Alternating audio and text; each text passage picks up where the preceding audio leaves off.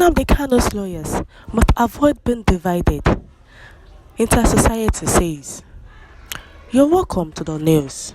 Please listen to the end. Now to the news details.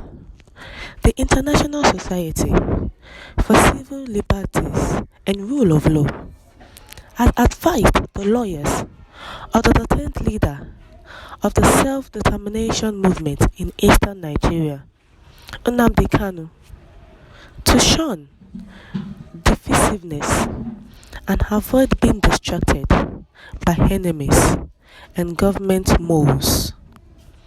This was contained in a statement signed by the chairman of the board, Inter-Society, Emeka Umuagbalasi, and the head of publicity, Chidinma Udegbumna. The group said the advice became necessary following the raging discordant sounds among some of the detained leaders' defense team and strong attempts by suspected agents and moles of the Nigerian government and other enemies to further divide and distract them. The statement read in part, "Our attention was particularly drawn to a recent publication titled Nnamdi Kanu's Trial, a better understanding of what happened in court, and series of counter-replies and reactions that followed and dotted with uncouth and unloyally or unprofessional wordings. While there is nothing morally or legally wrong in someone, especially if he or she was given a written account of what happened in court session, he or she attended physically, it is morally damning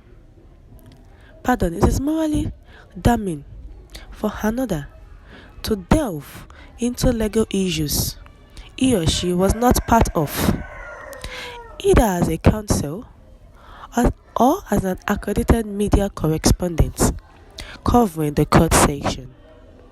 Ordinarily, false reportage of what transpired in court sitting is clearly an act of committing contempt of court.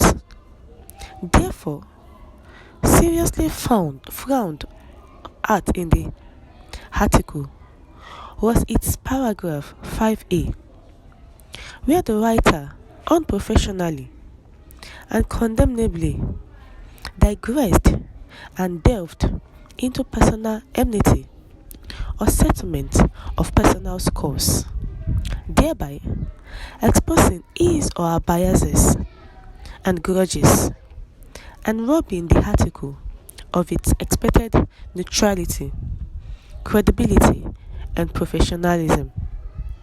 It was totally wrong for the article to usurp and threaten the rights of the detained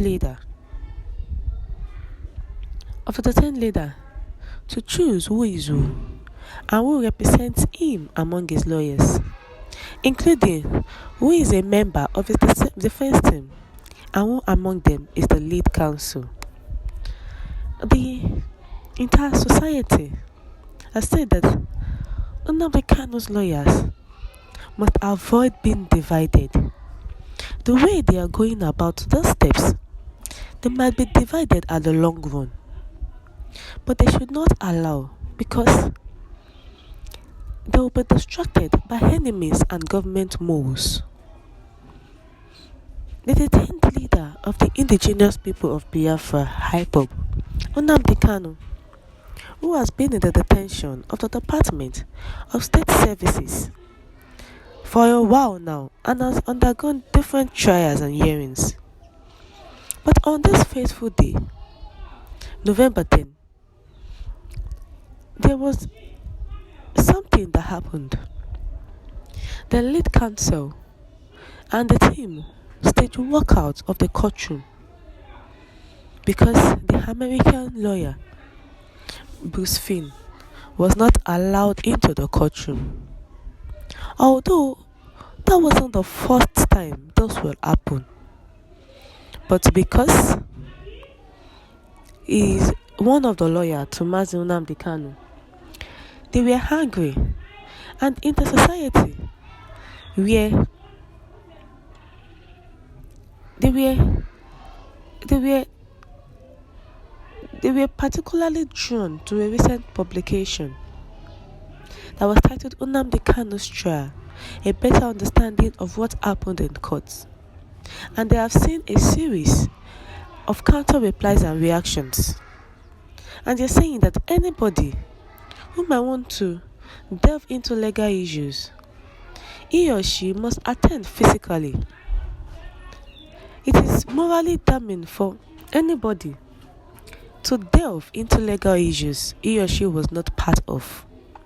Even the media correspondent who is not there should not delve into legal issues because it is unprofessional. And he is admonishing the lawyers, the legal counsel, and all the defense team of Nnamdi Kanus to stay in one accord, not to be divided, because those government moves and the enemies will try all their possible best to divide them. Let us look at the better understanding of what happened in court November 10. Nnamdi Kanus lawyers, about 8 of them, arrived at court by 9 a.m. They were all allowed into the court without a glitch, but one man in their team, Bruce Finn, an American lawyer who arrived with a team of Nnamdi Kanus lawyers, was denied entry into the courtroom. Some other important people were denied entry to the court. Chief Ezeife, leading a senior Nigerian lawyer who was robed, and some Igbo traditional rulers who came to observe the trial on behalf of Ohanism, were not allowed into the courtroom. The reason given by the security officials was that the space of the court was not enough to accommodate anyone who was not essential part of the proceedings. Barrister Ejiofor went into the courtroom. Before entering the courtroom, he assured Bruce Finn that he would inform the judge that he, Finn, should come inside the courtroom. So Finn was standing in the hallway outside the courtroom, while Ejiofor and other lawyers were inside the courtroom seated and waiting for the arrival of their client and the judge. By 9:52, Nnamdi Kanus was led into the court.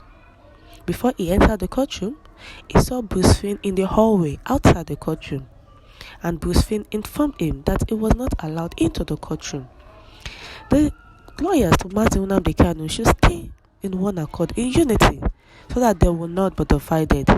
Thank you for always tuning into the news. Do have a wonderful day.